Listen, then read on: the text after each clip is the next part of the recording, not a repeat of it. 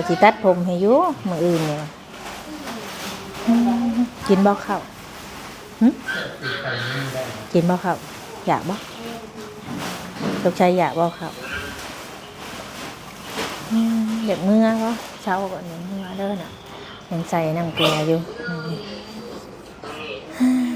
เขาเป็นคนเศร้าปวดจังเลย เช้าพุ่นแล้วกินข้าวได้ย่างได้โชคชัยยังไปกินข้าว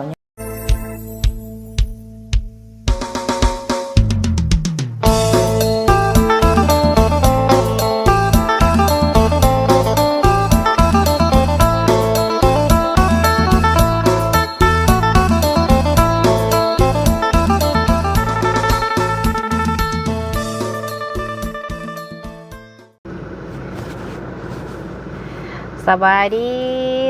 ดีพี่น้อง FC เบิร์ดสุขูสุคนพ่อกันคือเก่ากับซ่องสาวบุญมาเด้อพี่น้องเด้อ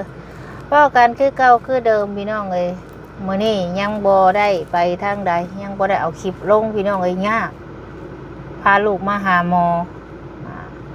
น้องโชคชัยบ่สบายไข้ขึ้นสูงเมื่อก่อนนั่นเจ็บท้อง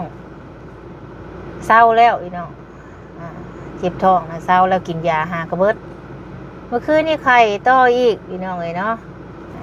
สมุนก็เลยพาลูกมาหาหมอตอนนี้อยู่ห้องหมอนี่แหละส่วนโศกไส้นอนอยู่ในห้องเนาะมื้อนี้พ่อกันก็สมุนมื้อนี้สมุนสิมีอยู่สองประเด็นมื้อนี้หรือว่าสองอย่างที่สิมาเว้าจักเล็กจักน้อยเนาะให้ FC เฮาได้ฟังน้ำกันจักหน่อยจังไปฟังกันนะก่อนสิไปฟังสมุนกะขอเว้าก่อนเรื่องลูกมาหาหมดหาหมอนี่แหละสมุนก็ยังไม่ได้ออกไปใส่ลายมือแล้วเนาะพาโชคไส้มาหาหมอไข่ขึ้นสูงพอดีทั้งหมอเพิ่นตรวจมื้อเช้านี่ว่าไข่วัดเพิ่นเว้าซ้ำนี้เนาะไข่วัดมาใหม่กว่าซั่นเพิ่นเว้าซ้ำนี้แล้วก็คอนี่อักเสบเพราะว่าเราไอโรคไส้ไอครับดังนี่ก็อักเสบเอาไปเป็นขี้มูกนะแล้วก็เพิ่นกวดเลือดเกิดยังแล้วก็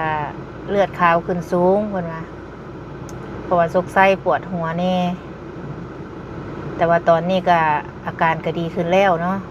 เพราะว่ามาฮอดมือหมอแล้วพี่น้องเฮาอยู่เฮือนเฮาบ่ฮู้แนวสิเฮ็ดเฮาสะบุญก็บ่ฮู้ว่าสิเฮ็ดจังใด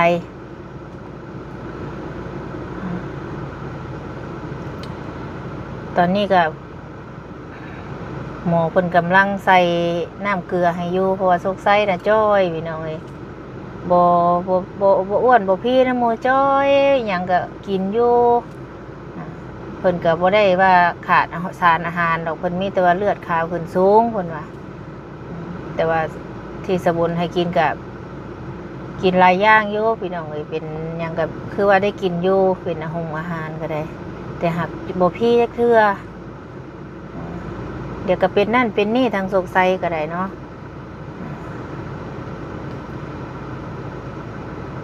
วันนี้ก็พอดีทางพ่อเพิ่นก็พูดมงยังบ่ทันแล้วบ่จังได๋เพราะว่าสบุญก็ออกมาแต่เช้าเลยพี่น้องเอ้ยออกมาแต่เช้าเพราะว่าลูกไข้แห้งแล้วก็ตกใจสบุญบ่ฮู้แนวสิเฮ็ดเพราะว่าบ่เคยไข่บ่เคยขี้ห้อนแห้งปานนี้จักเทื่อนอนแบบอ้าเลยจะบุญก็ว่าว้าวเป็นหยังโศกสาเหตุนี่มาบายเบิ่งนี่พอต้องซ้ำดอกบายเตาถ่านเขาเผาทั้งนอกนะจนดาดมือสบุญก็เอาน้ำโพะใส่โอ้ยบ่ได้แล้วว่ากันบ่ไปหาหมอสบุญก็เลยพาลูกมาหาหมอพี่น้องก็เลยบ่ได้อัปเดต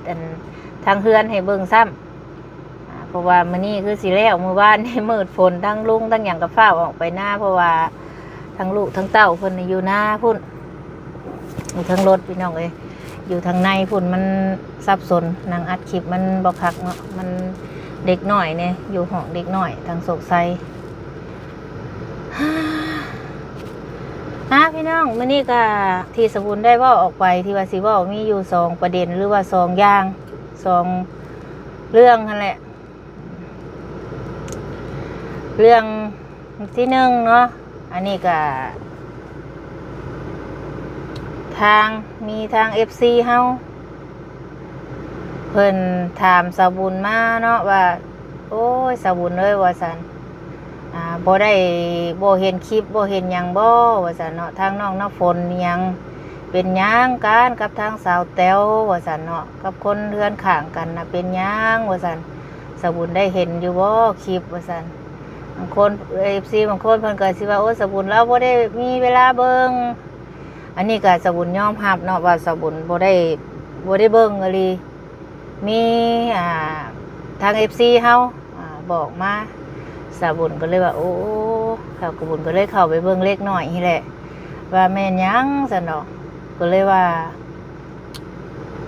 ทาง FC เพิ่นว่าคือพวกเขาเบิ่งแน่ว่าเขามีเรื่องหยังกันสาวบุญก็บ่ฮู้แน่สิเว้าพี่น้องเอ้ยที่ได้เข้าเบิ่งก็คือ FC เฮาได้เบิ่งนั่นแหละสาวบุญเข้าไปเบิ่งก็ได้คันสิให้สาวบุญไปเว้าไปหยังมันก็บ่ได้พี่น้องเอ้ยอันนี้มันสาวบุญขอเว้าซ้ำนี้เนาะสาวบุญมันเป็นเรื่องตัวนี้มันเป็นเรื่องระหว่างเขาสองคน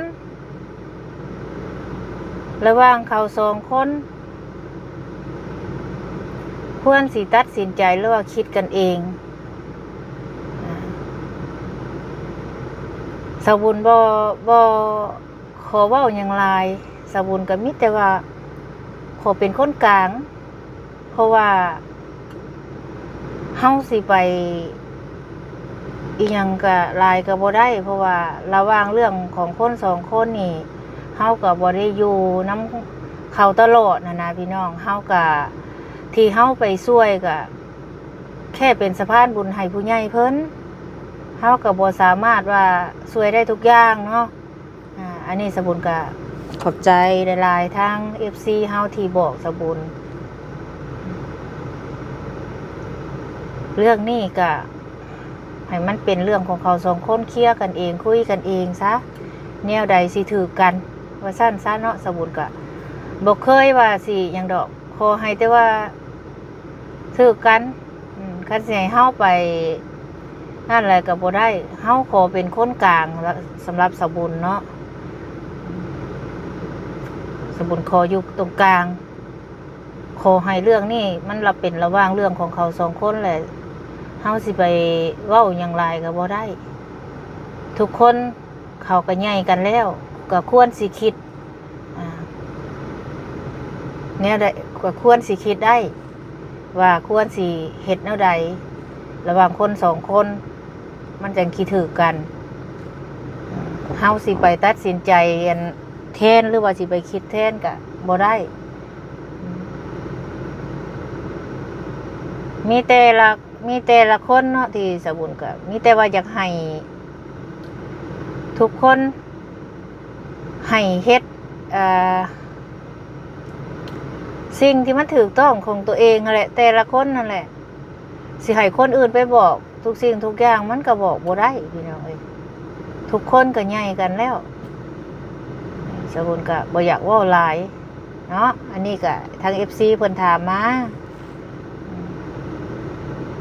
เพราะว่าสบุญก็บ่มีเวลาสิเข้าไปพักนี้สบุญก็มีเวียกอยู่ทางเฮือนแน่เพราะว่าทางอ้ายทางแม่เพิ่นกำลังต่อเติมทางหลังคาเนาะสบุญก็เลยเบิ่งเวียกทางนี้เวียกทางนี้ก็มุ่งบ่ทันได้แล้วซ้ำดอกผู้ที่ทั้งลูกสบุญก็บ่สบายสบุญก็เลยมีเวียกนี่ก็เลยบ่ได้ไปหยังสบุญก็สบุญก็เว้าซ้ำนี้พี่น้องเอ้ยเนาะเรื่องนี้ให้สองคนเขาจัดการกันเองแล้วก็คุยกันเองซะสบุญบ่เข้าพุ่นบ่ออกพี่สบุญขออยู่ทางกลาง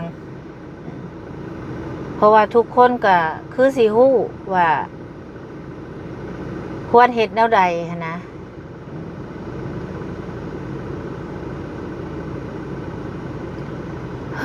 นาะก็จังซี่แหละพี่น้องเอ้ยทุกคนสองคนอยู่ใกล้กันก็พยายามเอาแนวใดมันสิ ถือกันเนาะสบุญก็เว้าได้ซ้ำนี้พี่น้องเอ้ยสบุญก็บ่ขอเว้าหยังหลายเนาะเพราะว่าสบุญก็ค่าเวียกค่างานสบุญอยู่ช่วงนี้ก็ได้สบุญก็บ่อยากขอยุ่งเกี่ยวเรื่องส่วนตัวว่าซั่นซะอันนี้มันเป็นเรื่องในครอบครัว2ครอบครัวเนาะเฮาก็บ่ขอว่าเฮาเป็นสะพานบุญให้ผู้ใหญ่บ่แม่นว่าเฮาสิช่วยไปเบิดทุกแนว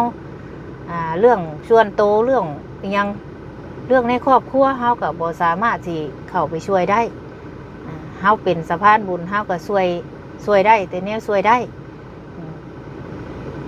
เรื่องพงมูนี่ต้องคุยกันเองเคลียร์กันเองเนาะก็ถือว่ามันจังสิถือกันว่าสั้นซะถ้าว่าสบุญเว้าเนาะถ้าว่าสบุญเว้าใน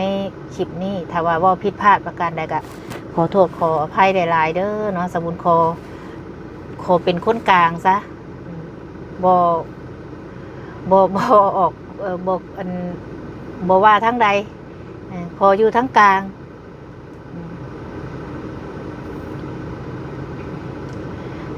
ประเด็นนี้ของน้องน้ำฝนเนาะสบุญก็เว้าได้ซ้ำนี้ถ้าเป็นไปได้ก็อยากให้ถือกันนั่นแหละสบุญก็ได้บัดอีกประเด็นที่2พี่น้องเอ้ยกับทางน้องอาเบยเนาะสบุญก็ว่าสิไปหาเพิ่นเมื่อวานนี่พอดีทางน้องเพิ่นส่งคลิปเสียงมาบอกว่าแม่บุญเอ้ยลูกบ่ได้อยู่เด้อว่าซั่นลูกสิไปหาแม่อยู่ท่าแขกว่าซั่นอ้าวเพิ่นว่าเพิ่นสิไปหาแม่อยู่ท่าแขกว่าซั่นสบุญก็เลยว่าเอ้าก็ซั่นก็บ่เข้าไปที่แรกสบุญว่าสิเข้าไปแล้วเมื่อวานนี่ก็พอดีเพราะว่าสิเข้าไปหลังจากที่ว่าเฮามาแต่ไหวกระดองว่าสีทองนั่นแหละก็ว่าสิเข้าไปอยู่วันนี้น้องเพิ่นก็ว่าสิไปหาแม่อยู่ท่าแขกว่าซั่นเนาะก็เลยบ่ได้เข้าไปเพราะว่าแล้วเรียกว่าสีทองก็ประมาณช่วงเที่ยงนี่แหละแล้วมื้อเช้านี่เพิ่นส่งคลิปเสียงมาบอกอีกพี่น้องเอ้ยทางน้องอาเบยเนาะบอกว่าแม่บุญเอ้ยว่าซั่นทางมาฮอดท่าแขกเด้อเพิ่นว่าทางสบุญก็ถามไปว่าได้พ่อแม่แล้วบ่เพิ่นก็ว่ายังว่าซั่นสบุญก็ถามไปว่ามื้อใดสิกลับเนาะส่งคลิปเสียงไปหาทางน้องเพิ่นก็ตอบว่ายังบ่ฮู้มื้อสิกลับเห็นมีใบปลิวมาแจกว่ารับสมัครคนงานว่าซั่นจักว่าสิสมัครงานทางนี้บ่เพิ่นว่าหรือว่าเพิ่นเว้าหยอกสบุญบ่หรือว่าจังใดเนาะเพิ่นแหละฟังเบิ่งเพิ่นนั่นมาอีกเพิ่นแหละเพิ่นส่งคลิปเสียงหรือว่าเพิ่นโทรมาเพิ่นแหละสิถามรายละเอียดของน้องเพิ่นว่าสิกลับมามื้อใดเนาะถ้าว่าน้องเพิ่นรู้จักอยากทำงานก็ดีคือกันได้พี่น้องเอ้ยสบุญก็สิเข้าไปนั่นแหละมันก็สิแลพี่น้องเอ้ยคือมื้อนี้ก็ลูกก็บ่สบายทางเฮือนว่าสิไปก็ได้มันก็เลยเฮ็ดให้ยังบ่ได้เข้าไปเนาะก็ขอโทษขออภัยทางผู้ใหญ่เพิ่นในไลน์ว่าสิเข้าไปมื้อนี้ลูกก็บ่สบายนี่ทางน้องอาเบยก็บ่อยู่ก็เลยเข้ากันเลยสบุญบ่ได้หยังดอกสบุญสิเป็นคนตรงไปตรงมาบางเทื่อก็เว้าผิดเว้าถูกเนาะต้องขอโทษขออภัย FC หลายๆเด้อเนาะที่ถามว่าเฮาเว้าผิดไปมื้อนี้ก็สบุญก็อยู่ในห้องหมอนี่แหละเดี๋ยวสิพาเข้าไปเบิ่งโศกไส้ก่อนในว่าไส้อยากเห็นโศกไส้เด้ว่าซั่นเนาะสบุญก็ขอบคุณไปทางอ้ายที่ว่าเพิ่นโทรมาถามข่าวแล้วก็ทางเมนูคำสอนน้ำแล้วก็เอ้ยน้อยน้ำเนาะที่ว่าโทรมาถามข่าวทางโศกไส้ว่าเป็นจังใดเด้ทางโศกไส้ว่าซั่นเนาะเป็นยังเนาะเดี๋ยวสบุญสิเข้าไปซองเบิ่งทางโศกไส้ก่อนจักหน่อยจังใดเนาะสบุญก็ขอบคุณ FC ทุกคนที่มาถามข่าวเนาะสบุญตอบได้จำนั่นเด้อถ้าผิดพลาดประการใดก็ขอโทษขออภัยหลายๆเดี๋ยวสิเข้าไปเบิ่งทางโศกไส้ก่อนบัดนี้นะเป็นยังไงเฮ้ยเช้าได้เจ็บหัวน่ะเช้าแล้วบ่เจ็บหัวสบายดีป่ะลุงเนาะนกมือเป็นว่าได้นะมีแห้งอยู่ป่ะดองมั้งยังบ่แห้ง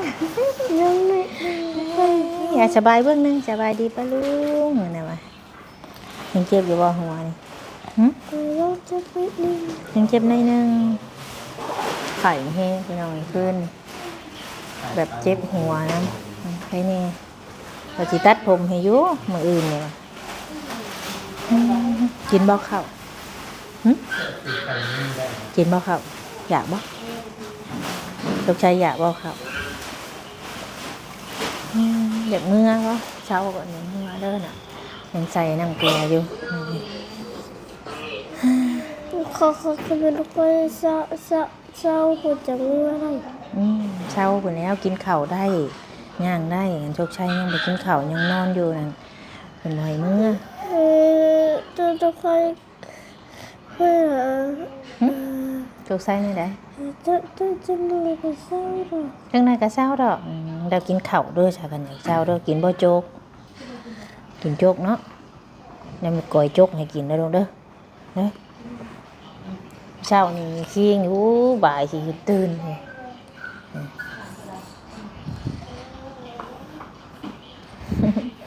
นอนอยู่นี่เนาะห้องนี้มีแต่เด็กน้อยนะ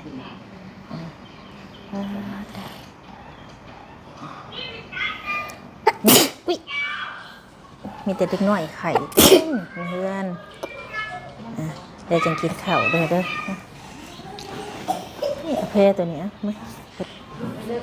แพ้เย็นอาการกะไข้นี่แล้วพี่น้องฟังเบิ่งมะเร็งเนาะว่าหมอเพิ่นสิให้กลับบ่หรือว่าเพิ่นสิให้นอนพี่เพิ่นก็ยังบ่ฮู้มีแต่ทางหมอเพิ่นบอกว่าติดตามเบิ่งอาการก่อนว่าซั่นเนาะอาจารย์ได้สำหรับคลิปนี้เนาะสกุลกาขอบคุณFC ทุกคนที่เขามาให้กำลังใจเนาะขอบคุณทั้งอ้ายทั้งเอื้อยทั้งแม่ที่ว่ามาให้กำลังใจสำหรับคลิปนี้เนาะขอบคุณทุกคนที่เขาเบิ่งคลิปให้บ่ผ่านโฆษณาถ้าว่าสกุลว่าผิดพลาดประการใดก็ขอโทษขออภัยเด้อพบกันคลิปหน้าพี่น้องในคลิปนี้สบายดี